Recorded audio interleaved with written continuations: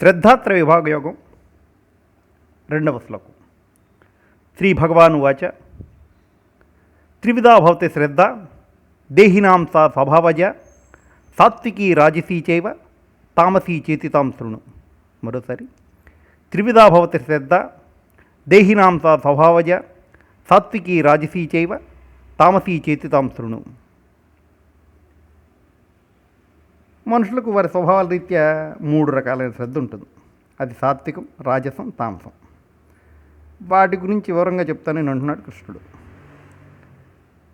గుణత్రయ భాగయోగంలో ఇంతకుముందు మనం ఈ సప్త రజస్తమ గుణాల గురించి చెప్పుకున్నాం. తనకున్న దాన్ని దేవునికి అర్పించడం నిజమైన అర్చించడం, అది శ్రద్ధ. శ్రీకాళహస్తి కథలో ఒక సాలీడు తన దారంతో శ్రద్ధగా గుడి కడుతుంది. గోపురాలు, ప్రాకారాలు, శిల్పాలు, స్తంభాలు అన్నీ తన నుంచి వచ్చిన దారంతోనే తయారు చేస్తుంది.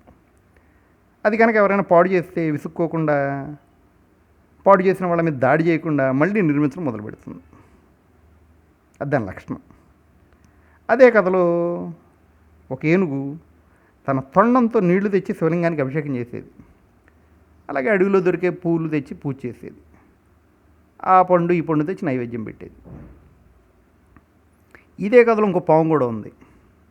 అది నాగలోకంలో వజ్రాలను భక్తిగా శివలింగం దగ్గర పెట్టేది. మనుషుల బుద్ధితో వజ్రాలు ఖరీదైన రాళ్ళుగా భావించకూడదు. ఏదైనా ఒక మంచి జాతి పాము చాలా ఏళ్ళు జీవించాక దాని తల మీద మణి ఏర్పడుతుంది. మన గోళ్ళు జుట్టులాగానే శరీరంలోంచి ఏర్పడుతుంది. దాని ఆయుష్ తీరగానే ఆ వజ్రం రాలిపడిపోతుంది. అలాంటి వజ్రాలను రోజుకొకటి తీసుకొచ్చి శివలింగం దగ్గర పెట్టి తన భక్తి శ్రద్ధ చూపించేది పాము. ఏనుగు మనలాంటిదన్నమాట, మనుషులాంటిది. మనదే భక్తి, మనమే భక్తులు, మనం చేసేది పూజ అనుకునేది. రాగానే పైన పెట్టిన బూజంతా తుడిచి పారేసేది. శివలింగం దగ్గర ఉన్న మెరిసే రాళ్ళన్నీ తోసి అవతల పారేసేది.